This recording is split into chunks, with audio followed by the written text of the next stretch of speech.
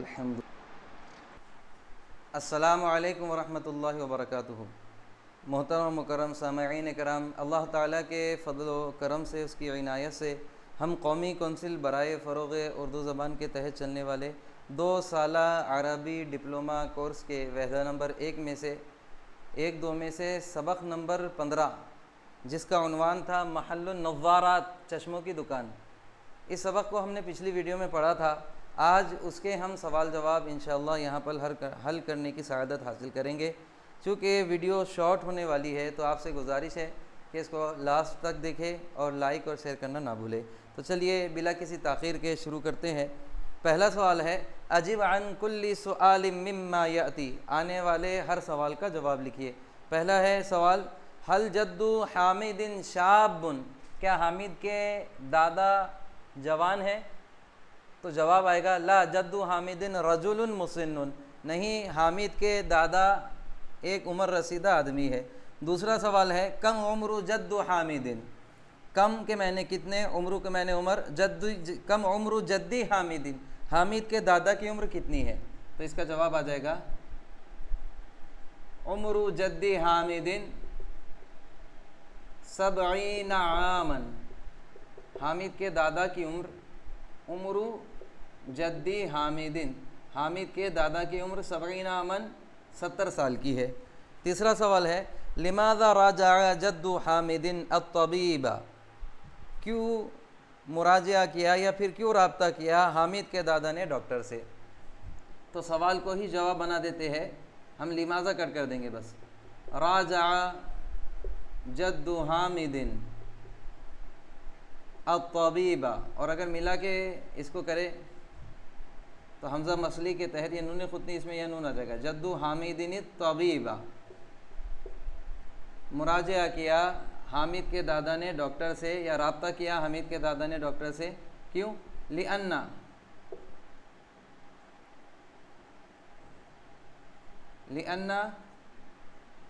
کان الالم، کیونکہ درد تھا، فی عینہ الیمنی، ان کے سیدھی آنکھ میں، وبدأ یعانی، اور وہ مبتلا ہونے لگے تھے، بقصر النظر، نظر کی کمی میں۔ راجع جد حامد الطبیب، حامد کے دادا نے رابطہ کیا ڈاکٹر سے، لأن کان الالم، کیونکہ درد تھا، کہا فی عینہ الیمنی، کیونکہ ان کے سیدھی آنکھ میں درد تھا، وبدأ یعانی بقصر النظر، اور وہ نظر کی کمی سے دوچار ہونے لگے تھے۔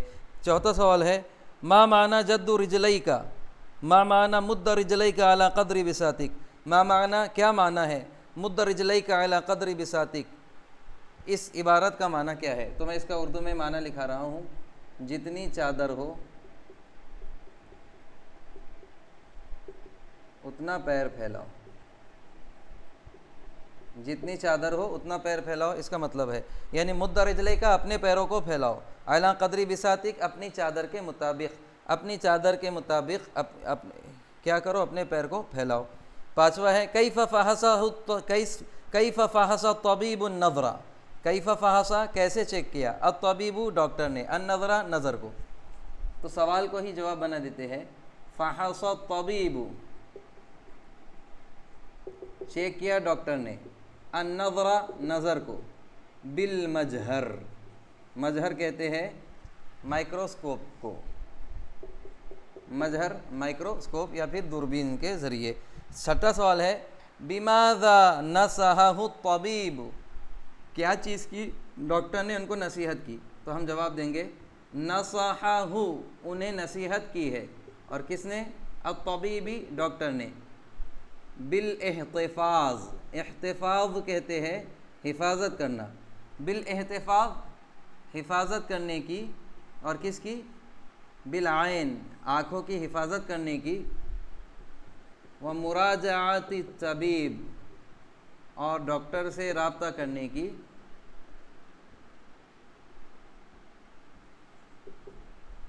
فی الشہری، مہینے میں، مرتن ایک مرتبہ۔ ڈاکٹر نے ان کو نصیحت کی ہے کہ آنکھوں کی حفاظت کرے، اور مراجعات طبیب، اور ڈاکٹر سے رابطہ قائم کرے، ڈاکٹر سے یعنی چیک کرائے، ڈاکٹر سے ملے، فی شہری مرتن، مہینے میں ایک مرتبہ۔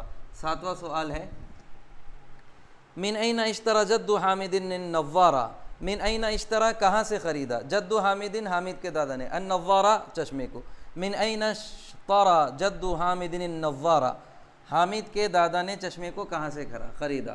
تو ہم یہ لکھیں گے اشترا خریدا، جدو دادا نے، حامدن حامد کے، اشترا جدو حامدن حامد کے دادا نے خریدا، النوارتا چشمے کو، من محل النوارات، من محل النوارات، ظاہر سی بات ہے چشمے کی دکان سے ہی خریدے جا سکتے ہیں، تو اشترا جدو حامدن حامد کے دادا نے خریدا النوارتا چشمے کو، من محل النوارات چشموں کی دکان سے۔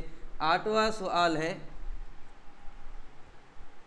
لماذا رفض صاحب المحل اعطاء النظارۃ اولا، لماذا رفض یرفض کے معنی ہوتے انکار کرنا، لماذا رفض صاحب المحل دکاندار نے کیوں انکار کیا، اعطاء دینے سے، النظارتی چشمے کو، اولا دکاندار نے پہلی مرتبہ چشمے کو دینے سے انکار کیوں کیا؟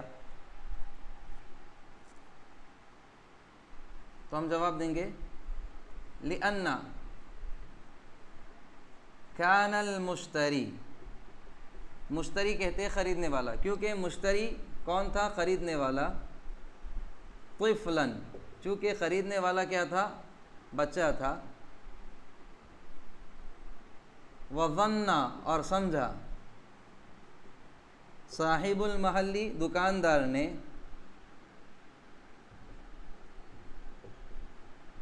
ان هذا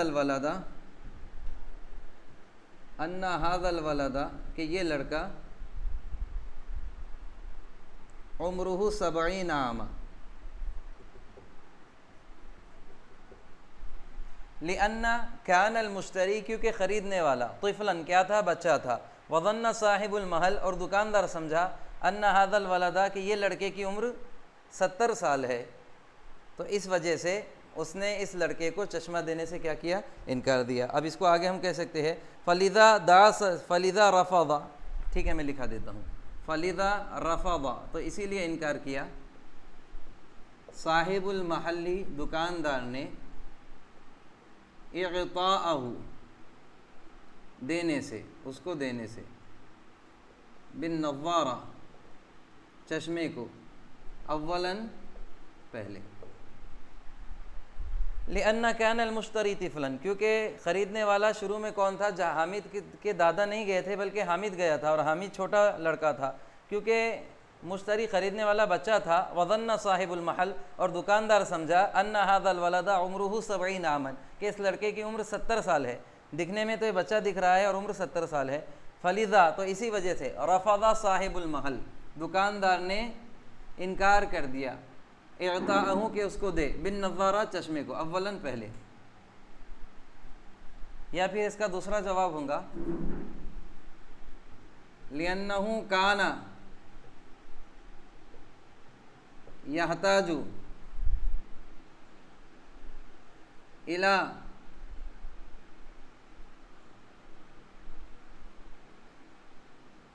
مقاصی وجہ جدی حامد،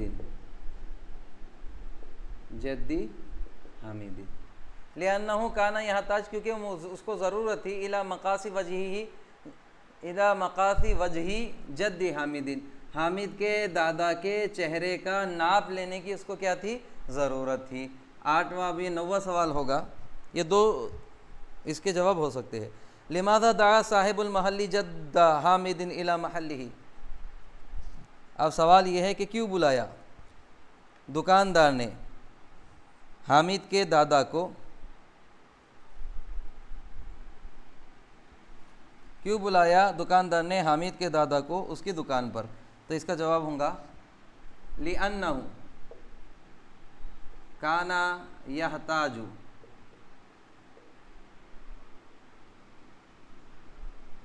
ان یقیسا، کیونکہ کیا تھا، وہ محتاج تھا.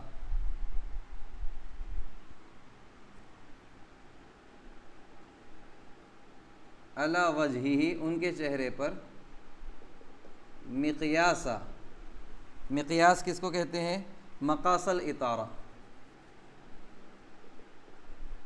مقاس الاطاری. لأنہ کان یحتاج، کیونکہ اسے ضرورت تھی، ان یقیسا، کہ وہ میجرمنٹ کرے، کہ وہ ناپے، علی وجہہ، ان کے چہرے پر، مقاس الاطار، چشمے کے فریم کو، کیونکہ اسے ضرورت تھی کہ وہ چشمے کے فریم کو ان کے چہرے پر ناپے، کہ ان کے چہرے کے حساب سے ہو سکتا ہے کہ فریم بڑا ہو جائے اور ان کی چہرہ چھوٹا ہو جائے، یا پھر چہرہ بڑا ہو اور فریم چھوٹا ہو جائے. اس لیے اس کو ضرورت تھی کہ وہ ان کے چہرے پر فریم کے ناپ کو ناپے، فریم کے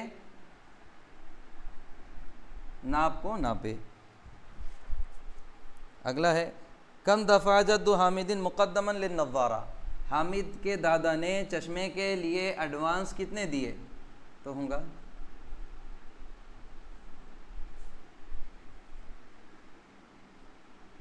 اعطا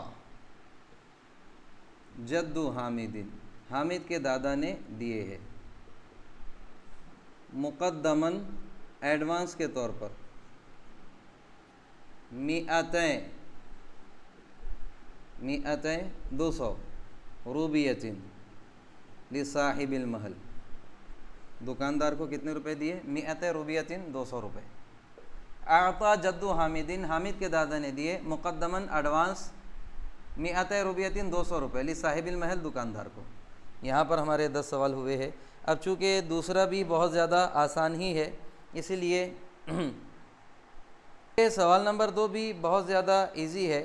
اکمل الجمل الآتیہ، آنے والے جملوں کو مکمل کیجیے. اب ہم کبھی بھی جملے مکمل کا اگر آپ کو سوال آ جائے تو جتنا مختصر اور ہوگا اتنا ہی وہ جامع ہوگا. تو پہلا بنائیں گے ہم جدو حامدین، جدو حامدین،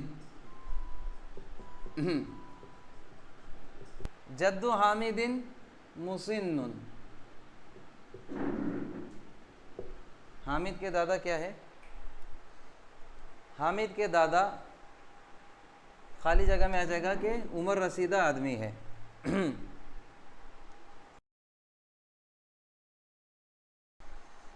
اب دوسرا ہے عاشا جدو حامدین،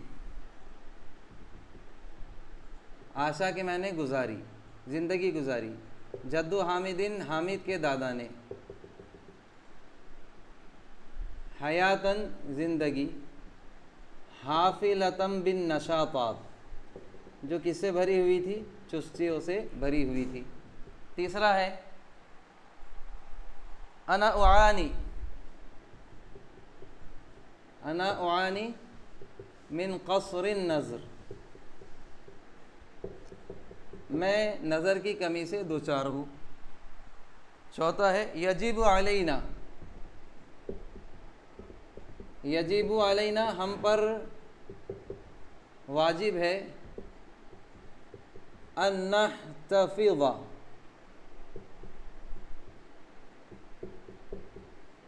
کہ ہم کیا کریں؟